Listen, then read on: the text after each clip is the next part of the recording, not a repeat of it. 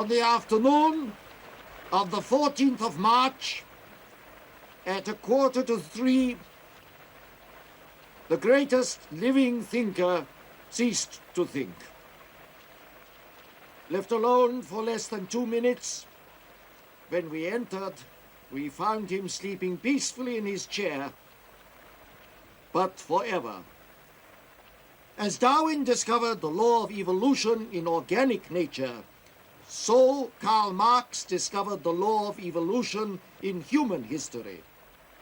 The simple fact that human beings must first of all eat, drink, shelter, and clothe themselves before they can turn their attention to politics, science, art, and religion. For Marx was above all a revolutionary, and his great aim in life was to cooperate in this or that fashion in the overthrow of capitalist society and the state institutions which it has created. In this struggle he was in his element, and he fought with a passion granted to few. And he died honored, loved, and mourned by millions of revolutionary workers from the Siberian mines over Europe and America to the coasts of California. And I make bold to say that although he had many opponents, he had hardly a personal enemy. His name will live through the centuries. And so also will his work.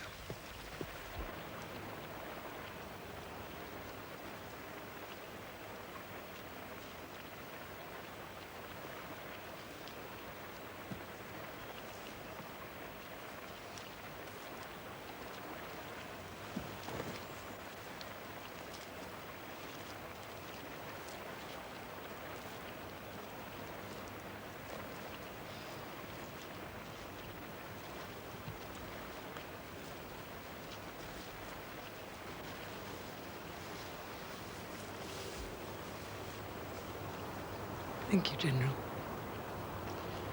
You said everything I could have wished. But don't cry, Tussy. Moore is dead. You can be Eleanor now. I don't know. You must. You're a woman now. Listen, your father's dead. Jenny is dead. Laura is living in Paris. It's up to you now. You will bring out the English edition of Das Kapital. You will carry on the struggle here.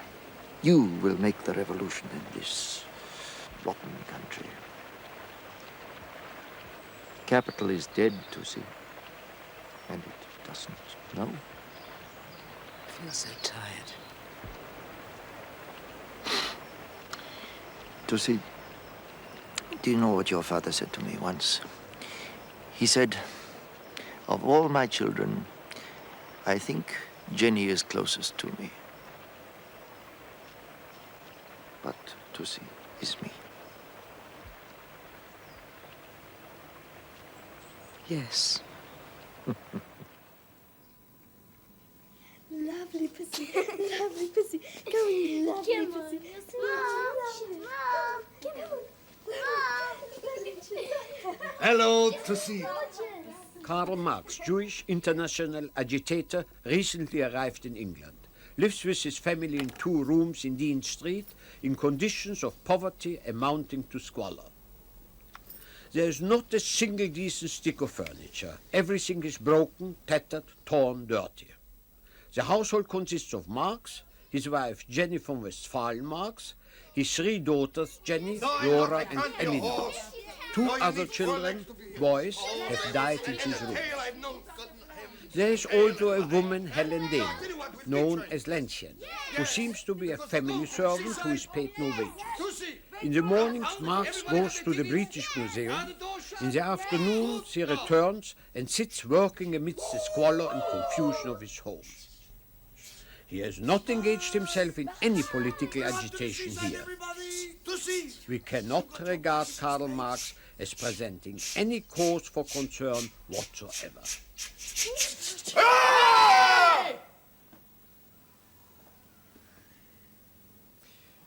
Which one shall it be? About Hans again, yes? Yes. Yes, right. Well, Hans was a toy maker and a very clever one, too. All day long he would sit in the shop, whittling away at bits of wood. And as the day went by, do you know what happened? Yes. What? The bits of wood turned into What? kings, Kings and queens. Yes. And soldiers. Yes, And sailors and giants giants and dwarfs. Good. And workers in the bare feet and owners in the top hats. The one with no money who couldn't eat and the other with no heart who didn't care. And all the things you could think of. Rabbits and dogs and pussies and Tussies, yes. Until the little shop was quite full, but nobody came to buy. Poor Hans, he couldn't pay the butcher and he couldn't pay the baker. So, what did Hans do? He sold them to the devil. Yes, he sold them to the devil. Up comes the devil in a big black cloak and says, Hans, sell me your toys for food and wine and I'll give you them back in the morning. Karl. So, what? This one. Yeah.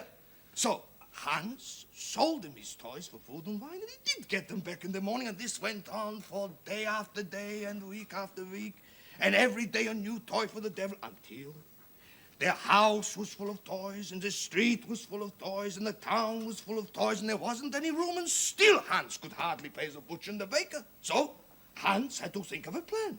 Now, would you like to know what that plan was? I'd like to know what his plan was.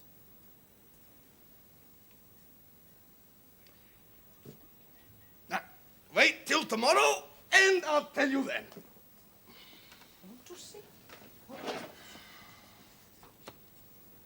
Where are Tussy's toys, Karl? We are Tussy's toys. She's the little princess with 2 brains and a head, yeah? And more is here to be played with. Tussy, Tussy, Tussy.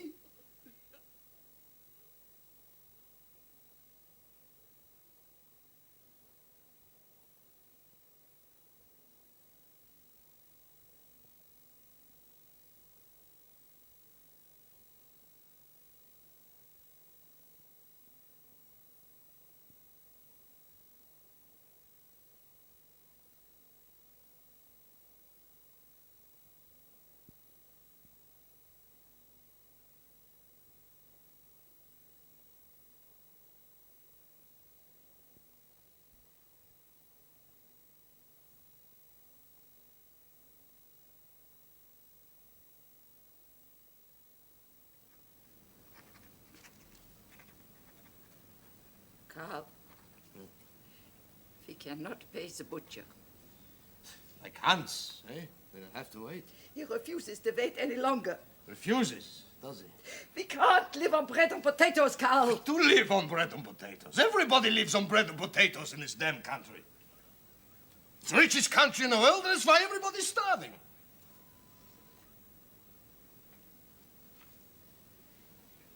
If you could get some more work. No, this is my work. This is my work. The first volume would have been finished long since if it hadn't been for this petty bourgeois grabbing after money, an article here, article there.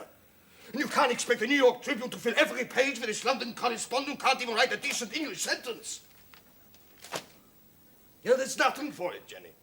I declare myself bankrupt. Lenchen can go. We'll put Jenny and Law into service, and you and me and Tussy will live in the workhouse. No, Karl, no. Surely Herr Engels will I've help had us. enough. To the workhouse. To the workhouse. We live like 3 bugs in a rug.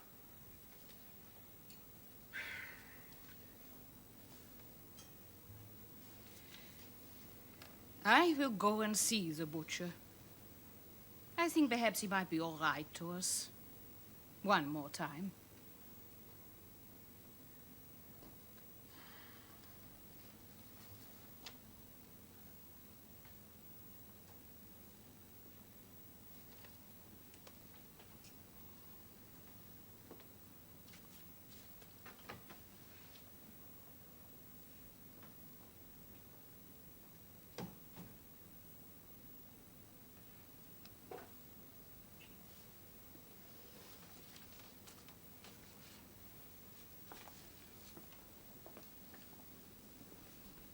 think you shouldn't say those things to her. I know.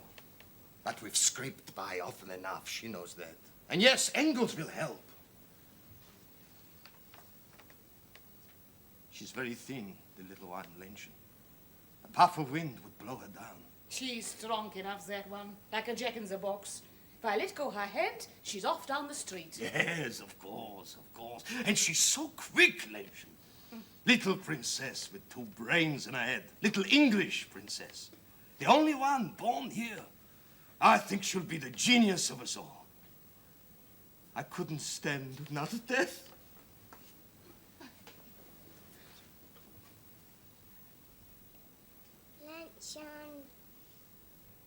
Luncheon. All right, Tussy. All right now. Lention's here. Lention's here. Tussy, come, a glass of champagne to toast this new palace you're living in. She's had 2 already. She's as drunk as a lord. Come, Tussy, come. Come on, Tussy. Come. It's a socialist sacred duty to have a good time. Drink wine and take it easy. What do you say, Jenny? It's most extremely kind of you, Herr Engels. Oh, not Herr Engels. Fred, if you love me. General, to show me respect, but not Herr Engels. That's for factory owners and false friends. It's good stuff, this. You know, Tussy, it flows like water in Manchester. Isn't that so, Moore? For some, it does. For some, it does. Well, today, it does for us. Bottoms up. Bottoms up. Oh. And what a palace you're living in now, Tussy. You know, I think your papa has made another pact with the devil. Yes. I had to go over to Germany myself, beg and crawl for those legacies, as if we were the poor, despised relatives, which we are. And of course, your generosity, Herr Frederick. So now you live in style, huh? Yeah, oh, yes, yes. Fancy living. We have a high-class butcher now. We still don't pay him, but his manners are exquisite. And so they should be. With all these fine young ladies, oh, what beautiful daughters you have, Moore. 3 magnificent young women, suitors battering at the doors. Huh? All after my fortune. Exactly. If a nation's wealth is its people, Moore's wealth is his women. Goddesses. Goddesses.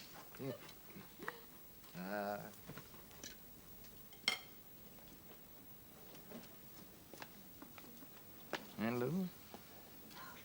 Why do you call him Moore? Ask him. Moore? Why do we call you Moore and not Papa? All my friends call their fathers Papa.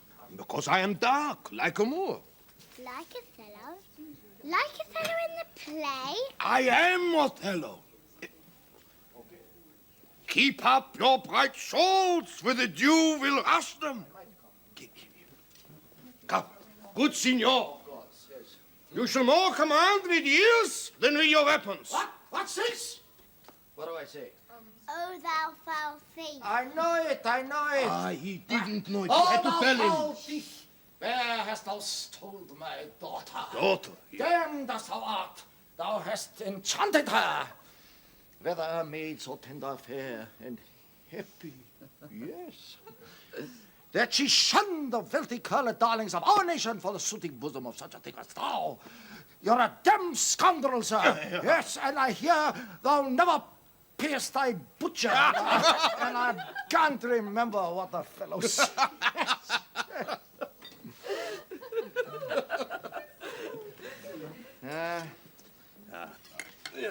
You know, you must get control of the statement, whatever is agreed. Yes, throw out that working declaration of principles. Denounce Russia above all. In the politest possible way. Now, the French, are they sending a deputation to the International? Yes, man named Tollin heads it. Come.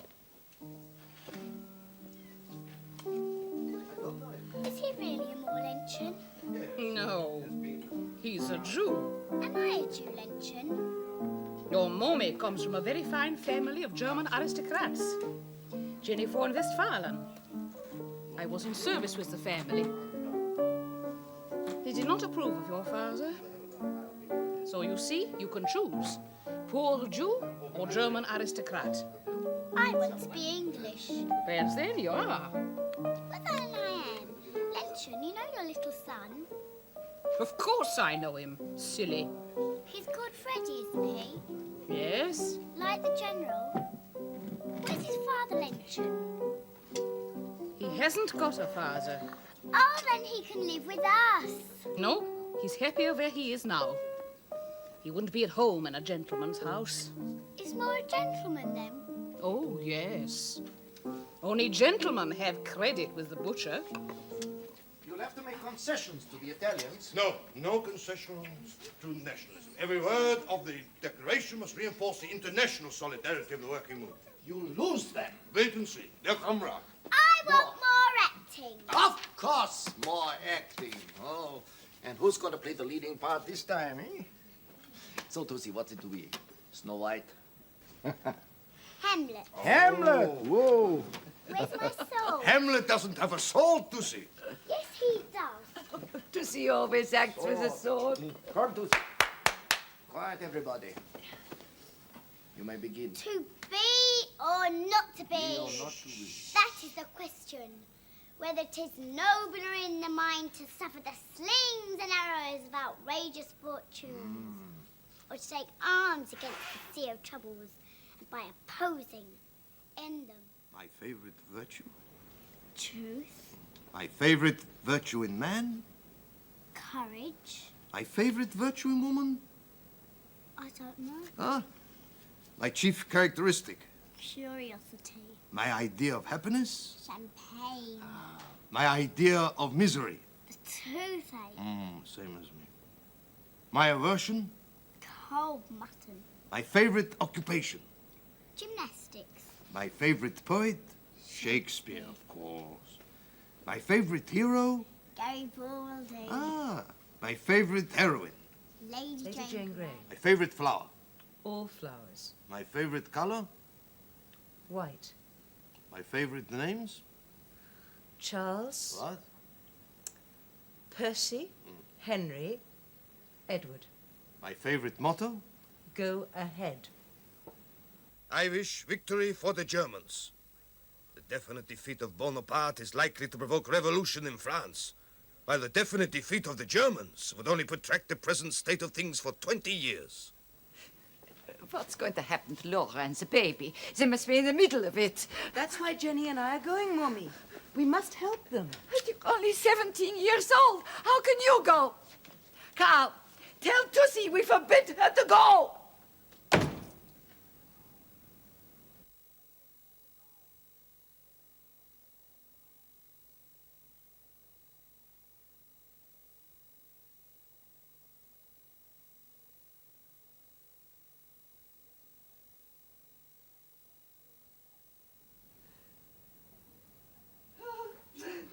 You're all right, Tussy. They didn't hurt you. Oh, we had no letters for a fortnight. We heard terrible things from France. I was out of my mind. Would you like a hot drink, Tussy? I give you a hot drink and then you go straight to bed. How do you feel? You look fevered. I'm very well, Mummy. Tussy, how are you?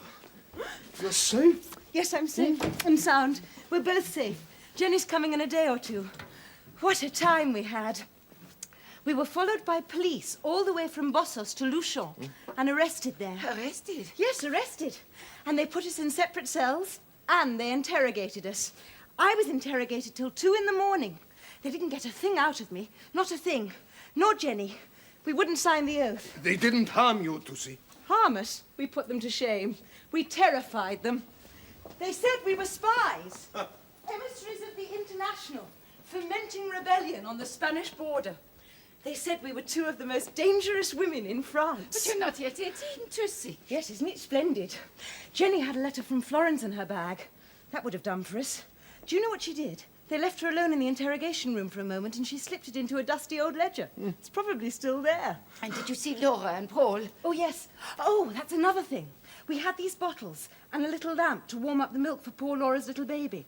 And the gendarmes said it was la pétrole in the lamps. You know, for the anarchist bombs. Can you imagine? They thought we'd come to France to blow them up. He was dying then, you know, the little baby. We couldn't do anything. But we're all right. It's all right now, Tussy. More's here.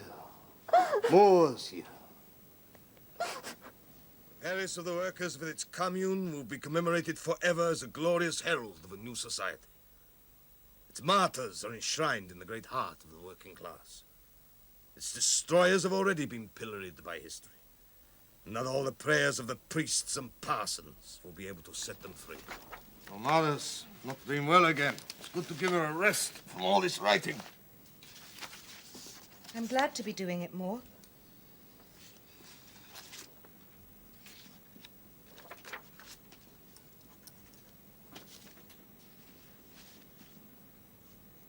I'd like to write something myself. Ah? What would you write about? Your exciting adventures as an agent for international socialism? No, something real, like this. I mean, well, not like this, but something that will do some good. It's a dog's life I've cut out of myself here, Tussy. 20 years of scribbling, organizing, and I'm still a pauper. Half the time spent on trivia to pay the butcher, and the real work misunderstood and slandered. I sit here on my hemorrhoids day in, day out, growing boils, carbuncles. My liver is the subject of endless, disgusting fascination with the doctors. The money I'll get for this won't pay for the cigars I've smoked writing it. I've seriously led my wife astray about the prospects of married life with a genius. Maud, you know what they said to me in France? They said that you were the best calumniated and most menaced man in London. They said that? About me? No other names? No other names. No rivals? No rivals. The most dangerous man in Europe. Ah, Tussy, you do me good. See what you can achieve just sitting here on your hemorrhoids. But I cheat, Tussy. Sometimes I go for a walk up and down the carpet.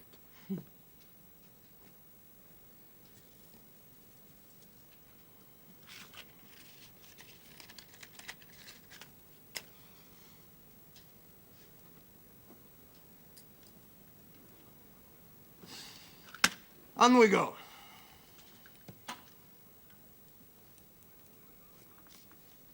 Oh, weren't you going out this evening, Tussy? You mustn't let me detain you. The theater, wasn't it? Doesn't matter more. Anyway, it's 1 in the morning now. Oh, is it? Is it? Oh, dear. It doesn't matter. Well, you know, I can do without you, Tussy. No, you can't.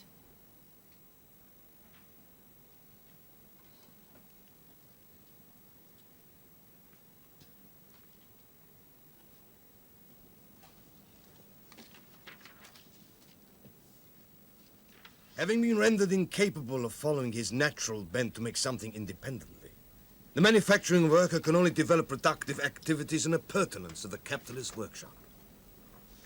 Just as it was written upon the brow of the chosen people that they were Jehovah's property, so did the direction of labor brands the manufacturing workers the property of capital.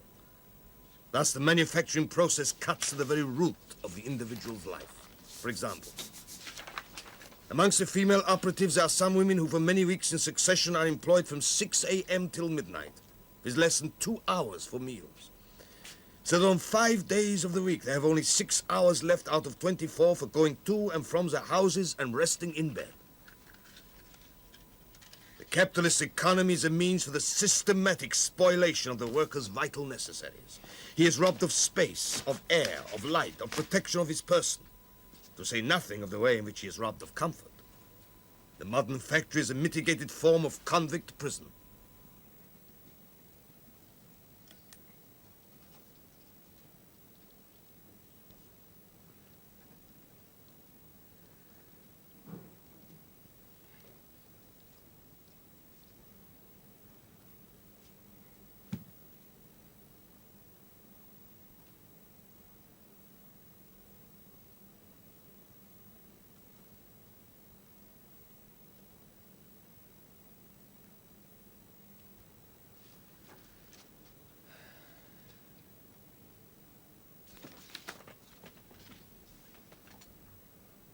The greater the development of large-scale industry, the more rapid the process of destruction. Capitalist production, therefore, is only able to develop by simultaneously undermining the foundation of all wealth, the land and the workers. No. I don't think we should go. I think we should refuse. But it will do you good. A change of air, the green fields of Manchester. Good food, wine, company. I should be all right, you know. Lenchen will look after me. Oh, I know she will, Karl. I know I'm useless here. I know my presence doesn't... Mama, he didn't mean Of that. course not. I was thinking of you. You'll be able to live like fine ladies with a general for a few weeks. Sleep sound without old Moore tramping up and down all night through your dreams. Just think of the money we'll save. I know Herr Engels has been very generous. He's been very, very good to us. And I welcome him here any time he cares to visit. I do welcome him here. But I don't care to stay in his house. Ah! It's Lizzie Burns, the General's Irish Rose, yeah? Oh, Mama. After all these years. I know you think I'm ridiculous. But what harm will there be? I cannot go, Karl. I think that I would rather stay in London too, more. Ah, you would you, Jenny? Not many handsome Frenchmen in Manchester, of course. I think Charles Longuet is a unique commodity. Isn't he, Jenny? All right, then. Eleanor can go on her own. No. She needs the change. I don't mind staying to help you more, but I'd love to go. I do not wish you to. But only 3 days ago he sent me a cheque for £80. At least we can lend him Tussy for a week. Mama, you can't catch immorality like a disease. There is nothing immoral in the General's life. Nothing at all. You see, Karl, you see? Oh, Mommy, you're getting yourself upset about nothing. Don't you see that? Really? Don't laugh at me. Why not? You think it's funny. But it's not funny. You don't know how it feels. How it's felt all these years, living with a bunch of geniuses who don't care a damn about the things that everybody else cares about. Well, I've done my best. You don't. All right. Let her go. All right. Let her go. Yeah, she never will. Where's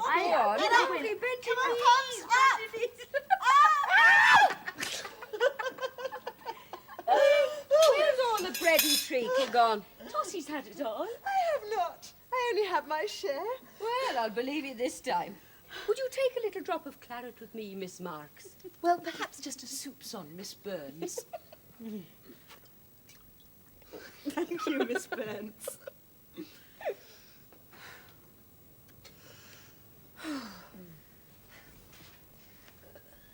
What should we do tomorrow? Same as today. We can't. Why shouldn't we? The General's given us his instructions. A round of pleasure is good for everybody. When the sun comes out, drink claret and hop and take it easy. I never take it easy. I want to drain life to the very dregs. All right. We'll go and see the Prince of Wales in Manchester tomorrow. We'll take our green flags and stand with the children singing songs. What'll we sing? The Prince of Wales in Bellevue jail for robbing a man of a pint of ale. Oh, that's beautiful. Let's sing it as a round. Start again. The Prince of Wales in Bellevue jail for robbing a man of a pint of ale. No, you're wrong. Wrong. Start again. The Prince of Wales in Bellevue jail The for Prince robbing of a man Wales, of a the pint Prince of of ale. My God. Will you look at that? Ladies, I'm surprised at you. Have you never seen an English gentleman before? I have come to tell you that the gentry of Manchester have been thwarted again in their lust for destruction. Wealthy industrialists have fallen into muddy ditches, and the fox has escaped. Good. You have no sporting instinct, Lizzie, my love. No sense of English fun. Oh, it's terrible, is that? Where's my hedgehog? He's been here with us, General. Humps, where's the Right Honourable gone to? I don't know. He's no fun, that hedgehog. Takes his duties very seriously. A big job for a hedgehog. Chaperone to 3 young ladies. Ow! Ah! There he is, in his box. Come. Ah. This hedgehog is inebriated. How can you tell? I've studied this hedgehog for years. I know him and he knows me. He looks just the same to me as he always does. That's because you've not studied him as I have. He's deep and he is wise. Is he? He knows how to suffer and he knows how to endure. And he knows how to bide his time. His oppressors think he has no mind and no heart. And in their ignorance lies his strength. Isn't that so, Lizzie? Hmm? Oh, he trusts me now, but he's biding his time. And when his time comes, I will not expect his gratitude. He's not my hedgehog, you see. He doesn't belong to me. Do you see that? Yes. If there's one thing I hate more than any other, it's an Irish policeman. Worse than an international speculator? I don't know any international whatever they are. Don't you know I can't read or write? How should I know about that, huh? But I do know about Irishmen. And about Irish policemen. Rot them. The people in Ireland are starving, Tussy. And they come over here at 4p a passage to be slaves in the mills. And there's some who'll put on a blue uniform and fire on them there and bash their heads and jail them here. I've seen them with my own eyes, after the Fenians shoving them in the vans. Traitors to their comrades and their countrymen. You sound as good as the General. Oh, I've picked up a bit from him. But he doesn't know what I know. All right. So he's a slave to the masters too. But I wouldn't mind his sort of slavery. He hasn't seen the work I have. Old Fred. Listen, Tussy. If we see an Irish copper on the route tomorrow, I swear you'll see me bash his helmet down and kick his ghoulies for him too. What are ghoulies? Can't you guess, Tussy? With your 2 brains. Oh, watch me tomorrow and you'll see. Will you really, Lizzie? Oh, but don't you see, it would do no good. My father and the General used to believe the revolution would come in England, years before I was born. But they know now that it will take years of preparation. Oh, will it? Yes. You see, the whole of the European proletariat must first be made aware of their historic role, so that they can act as an international united workers' movement. All right then, Miss Marx. What if we can't wait? It's started in Ireland now. The Fenians are very sorry, but they just can't wait for your father. And you should be with them, Tussy.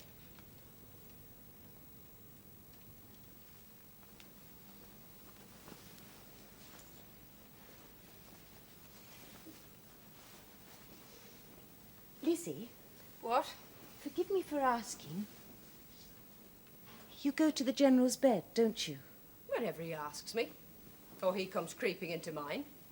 Don't fret, Tussy. We won't hear from him tonight. He's drunk as a jelly. And he makes love to you?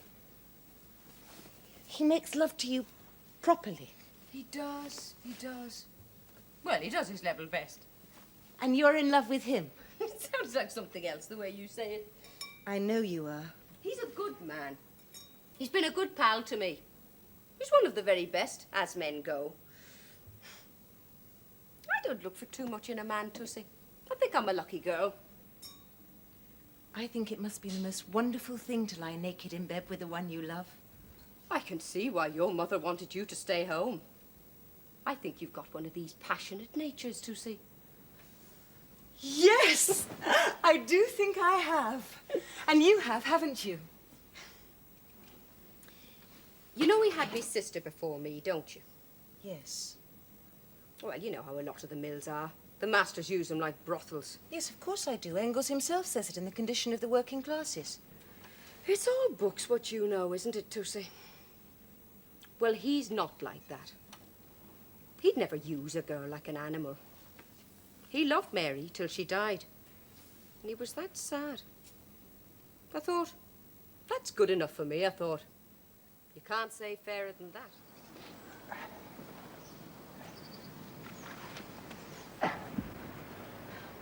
Where are we going? Where are we going? We're not going anywhere. We're going for a walk. Well, couldn't we stop for a bit, please? Or at least slow down. Such a lovely view. Ah, yes. The view. Ah, so there is. Yes, very nice. Ah. You know, this English countryside, it's so beautiful. I don't like it much, though. No, I like to keep it moving under my feet. Too quiet. I like noise. People in the streets, machines, the sound of glasses, even the slums. Anywhere there are people, you know?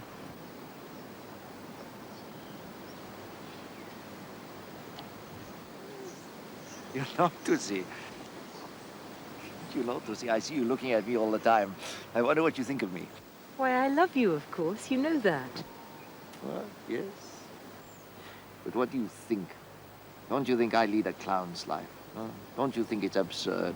What do you mean? Oh, you must know. Listen, ever since I met your father, 30 years ago now, I've dedicated my life to the exposure of the evils of capitalism.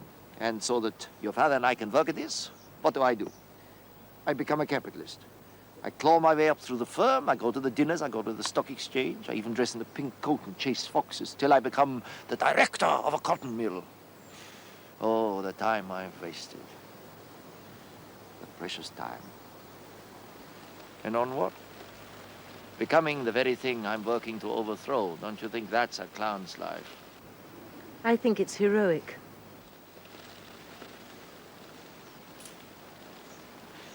I'm going to tell you something else. All this bourgeois stuff, you know? I like it. Well, it's not easy to hate something that you're good at.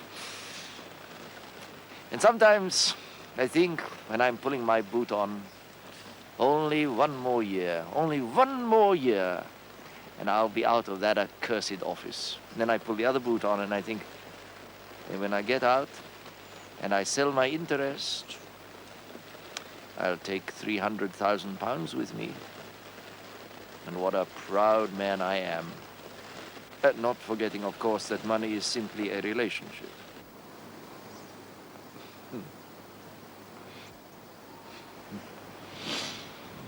You know, Tussy, it's hard to think that your father is the most important man living in Europe today. Oh, yes. But for you and I who know this, it makes life a bit difficult. You see the state I'm in, Tussy? Carbuncles erupting everywhere. And what heats my blood more, these damned empty-headed Frenchmen all over my house. Please. What do I say? Damned empty-headed Frenchman more. Did I say that? You must forgive me, Longuet. I have a rough tongue. Lafargue will tell you. It's like having a battery of guns for a father-in-law. I beg you to weigh your intentions with care. What was I saying? I don't know what heats my blood more. Ah, yes. These flowers of French civilization dazzling my senses, or this gargantuan diet Donkin has prescribed. 4 times my normal intake of food, at least a bottle of claret a day. I feel as if I'm on fire. I tell him I can't sleep. He says, add to the diet a quart of strong ale to be taken every evening. Do you think he's trying to make me explode? You must tell him more. It can't be right. But maybe it's not that. Maybe it's his sudden social life. You know, since the fall of the Commune, there cannot be a single decent Frenchman left in Paris. All dead, imprisoned, deported. Those who got away, every man jack of them have come here. They all call themselves socialists, all have to see Karl Marx. They all want to pick my brains, eat me out of house and home. Present company accepted more. No, of course, of course. Well, who's this you want to bring home next? Le Comte Lissagare. He fought in the Commune and he got away. He is a good friend. Surprised you want to risk his friendship, from what I hear. Here it shoot the man as soon as shake his hand. He is writing the history of the Commune. Hmm? He was there and he saw it all. All the fighting. Yeah, well, let them come. Let them all come. Never thought my house would be a salon for adventurers, but let them come. Let them come.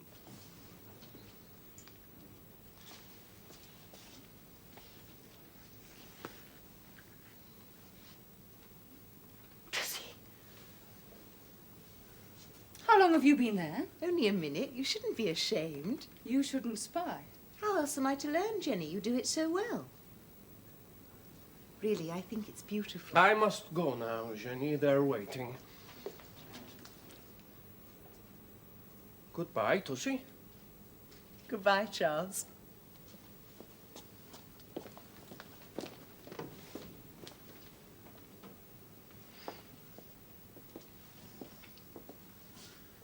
You're really in love with him, aren't you? Yes, I am. Oh, Tussy, don't you think he's the most wonderful man? No, not the most wonderful. I like him very much. And I think you're very beautiful together. Tussy, Mor and Mommy have said that we can get engaged. Oh, you must be so happy. Oh, I wish I could have that too. The gates were about 25 feet wide. Tussy! Tussy! Come! Now the wall was about 12 Tussy! My friend, Prosper Lissagare. Lisa, enchanté, mademoiselle.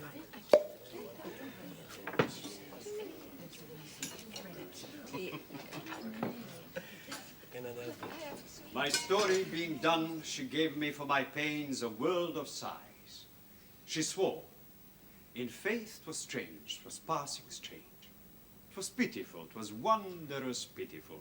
She wished she had not heard it, yet she wished that heaven had made her such a man. She thanked me, and bade me, if I had a friend that loved her, I should but teach him how to tell my story, and that would woo her. Upon this hint, I spake. She loved me for the dangers I had passed, and I loved her that she did pity them. This is the only witchcraft I have used. But here comes a lady, let her witness it. I think this tale would win my daughter, too. Come hither, gentle mistress. Do you perceive in all this company where most you owe obedience?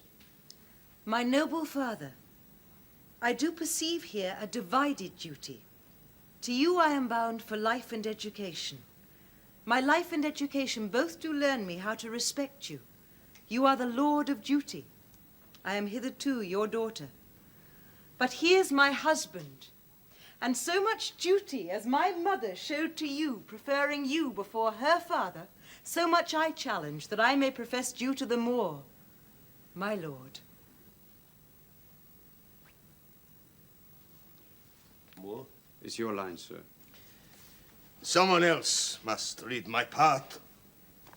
I'm not fit company today. Boyles, excuse me, I'll go and sit in the study. Who's going to? We carry on?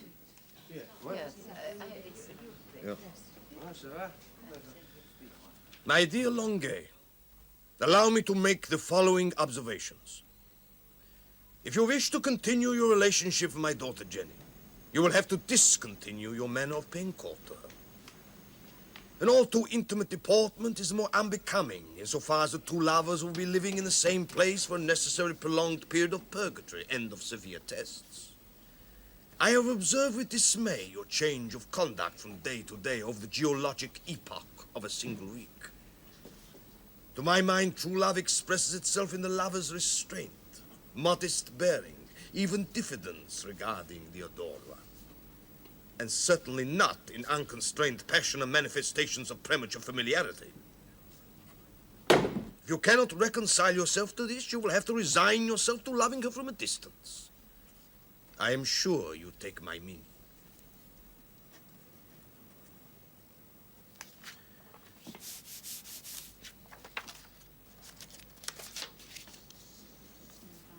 My dear Lisa Garay, 1. I have been observing with increasing disquiet your growing intimacy with my youngest daughter, who, I would remind you, is fully 16 years younger than yourself. I would impress upon you that she is not of an age to enter into undertakings of her own free will, and that thus a heavy responsibility falls on you. 2. I've had no indication from you, either of your economic position or of your intentions regarding my daughter. You may save yourself the trouble of giving me any such account. I have formed my own conclusion that your prospects are entirely problematic, and that you are not by nature diligent, despite bouts of feverish activity and good intentions. 3. You may profess yourself an idealist, but you will hardly expect me to treat my daughter's future in any but the most realistic way.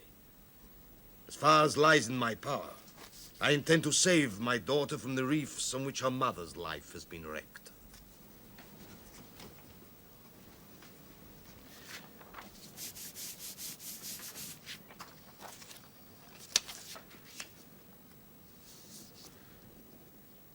My dearest Tussy.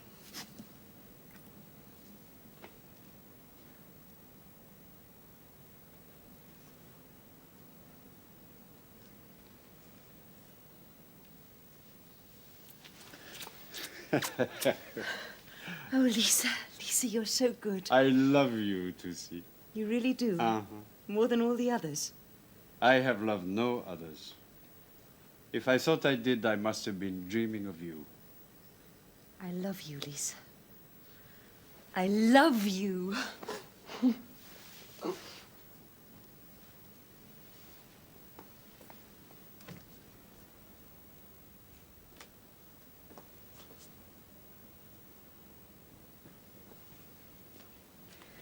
Isn't it a mess? I'm supposed to keep it tidy.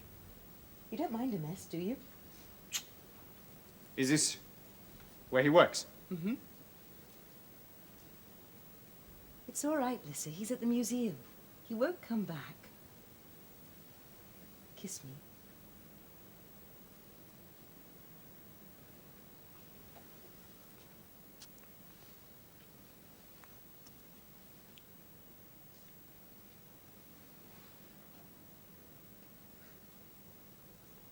You've killed people, haven't you? You've held the gun in this hand and shot people. Yes? In your book, Lissa, at the very end of the Commune, when they were butchering all the comrades, there was one last offender of that last barricade. He shot down the staff of the Versailles flag 3 times and escaped with his life. That was you, Lissa, wasn't it? There was no other witness. I knew it was you. Make love to me, Lissa.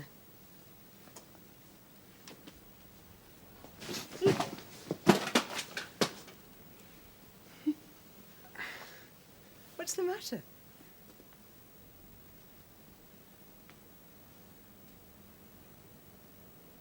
I can't. It's a box.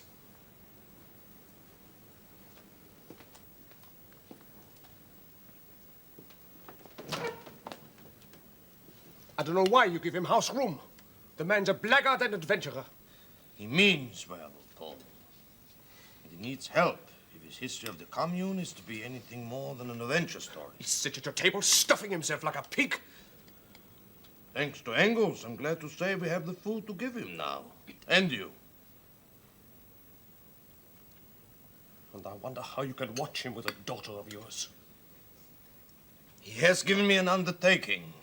He knows there can be no engagement. I'm convinced, I think, that he is a man of his word. Damn it, Lafargue, what business of yours? Your Creole temperament is schooled, I see that, all very correct now, but you're still the blockhead you always were. You and that bandit, you think there's much to choose between you?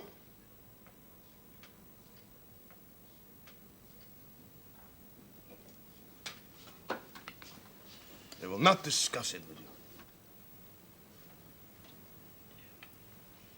We sometimes wish that our girls could have given their hearts to Englishmen, or Germans, you know.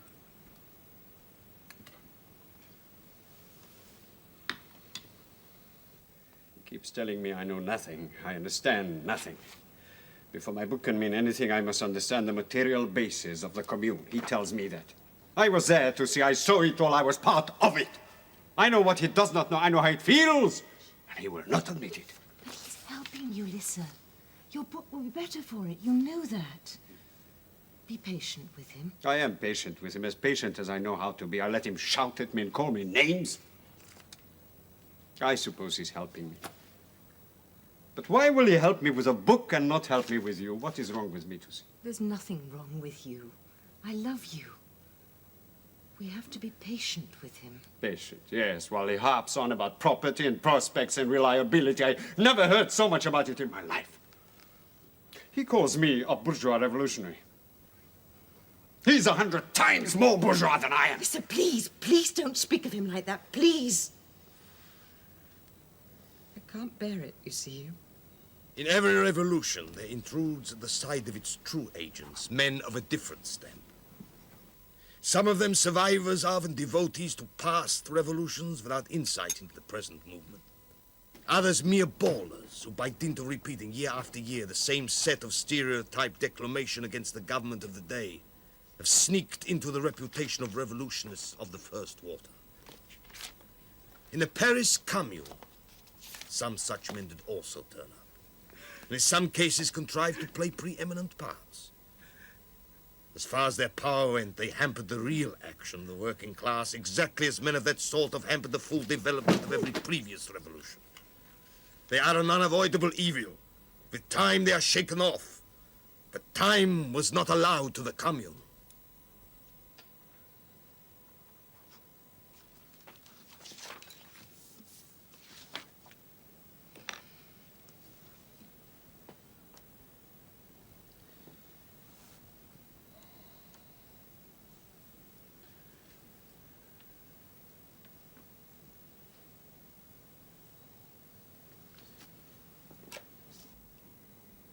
I've hardly seen him for weeks, Lizzie. Lissa only came to visit me twice when I was ill. I was fainting 2 or 3 times a day. I can't bear this bad feeling between Moore and me. It's been making us both ill. I can't stand the strain when I'm with him, but when I'm away from him, I think about him all the time. Who? You're getting me all of a muddle.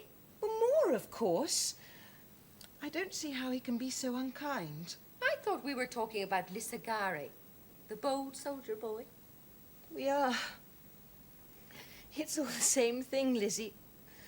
Oh, I get so confused about it, and I get so upset. Well, Lissa came to see you then? Yes. Yes, he did. And he was so sweet and kind and understanding, it made me feel ever so much better. But he was strange, too. He didn't try to make love to me. I think Moore must have made him promise something, but they won't tell me, either of them. Lizzie, what does the General say? I know Moore writes to him about everything. Have you read Moore's letters to him? Tussy, you know I can't read. Anyhow, I don't see how it matters. If you love him, why don't you just up and leave your father and go to him? I couldn't do that. Seems you've made your bet, then.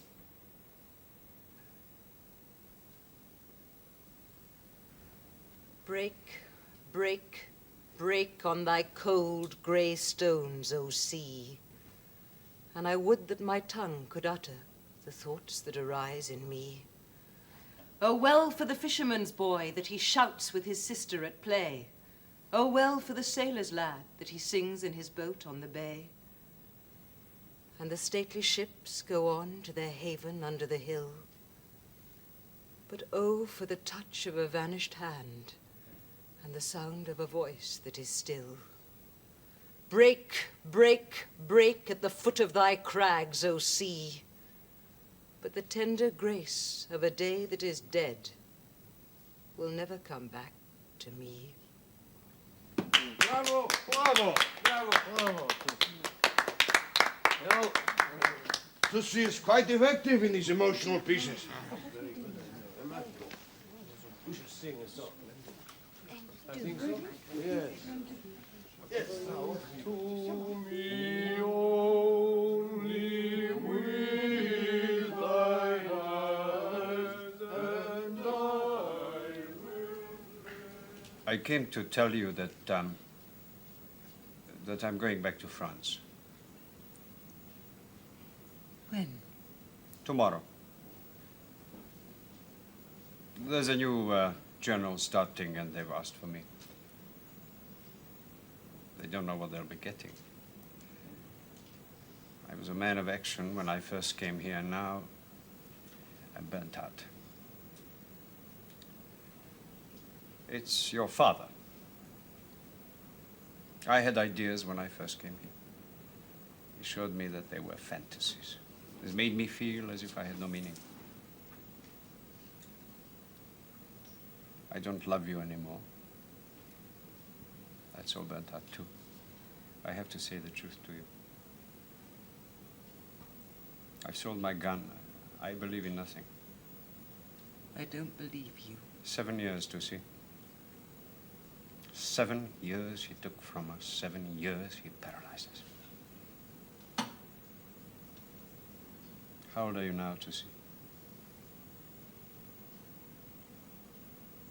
There's no point. I have to go, that's all. That's it. No more to be said.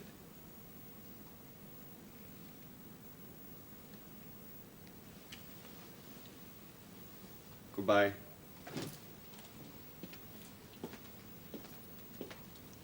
Write to me.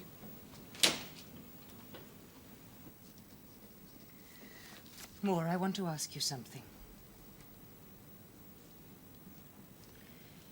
If I can fit it in without neglecting any of our work together, I wondered whether I might take classes with Mrs. Vazen and study to be an actress. Actress? Yes. Ernest Radford. You know Mr. Radford. He's in the theatre, the real theatre, and he says he's sure I could get parts in plays. Is this what you want? It's what I want now. I've got to say it. I must have something else in my life besides this. I couldn't have Lissa. Please let me have this. Tussy, everything I did was to try to help you to be happy. I don't blame you for anything. Anything. You mustn't feel you have to justify yourself. Let me have this. If it means so much to you. Oh, thank you, Moore. 'Tis almost morning. I would have thee gone. 'Tis almost morning. I would have thee gone, and yet no further than a wanton's bird that lets hop a little from her hand, like a poor prisoner in his twisted gyves, and with a silk thread plucks it back again, so loving jealous of his liberty, so loving jealous of his liberty. Good. You must face it, Tussy. Moore is dead, too. What do you mean? What a stupid thing to say. There he sits. Quietly, Tussy. He's a broken man. He won't get over this. Only you and I know how much he felt for her. He's an ill man. He won't recover now. He's never gravely ill. You can't die of boils and carbuncles. Listen, Tussy, his chest, his lungs, his liver, his heart, they're all affected. His strength has gone. He always treated his body with contempt. When you were babies, the whole family was starving in utter wretchedness. Days of settlement coming round, Tussy. But when I was little, we were always laughing.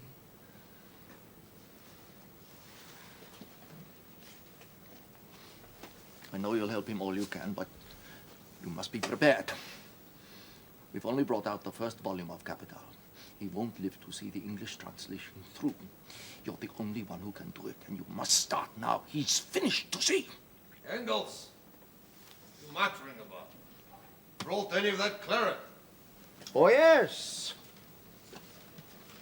I brought a bottle or two. Here you are. Here you are.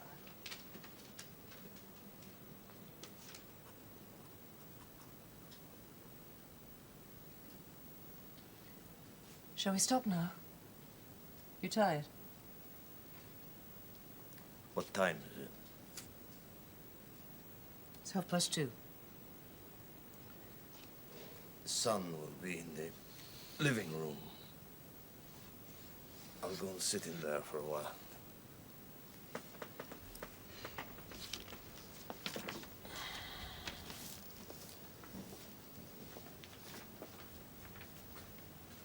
The post's come, Maud.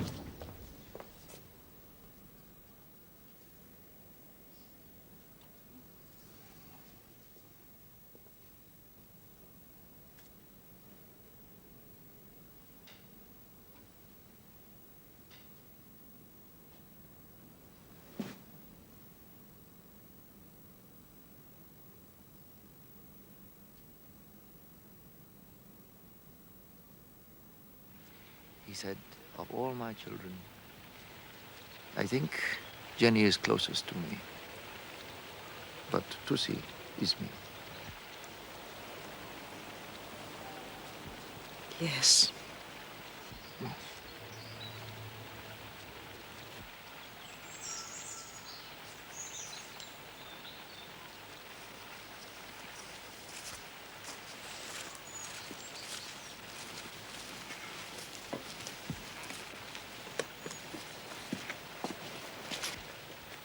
Miss Marx, forgive my intrusion in this hour of grief. You remember me? Dr. Aveling, isn't it? You came to the reading. Edward Aveling, and I've seen you at my lectures. I am honored by your interest. Your father was a great man. Few of us know just how great. His death is a tragedy.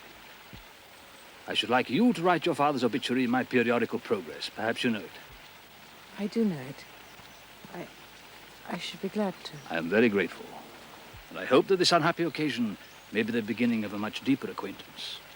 I won't detain you any longer now. My very deepest sympathy. Good afternoon.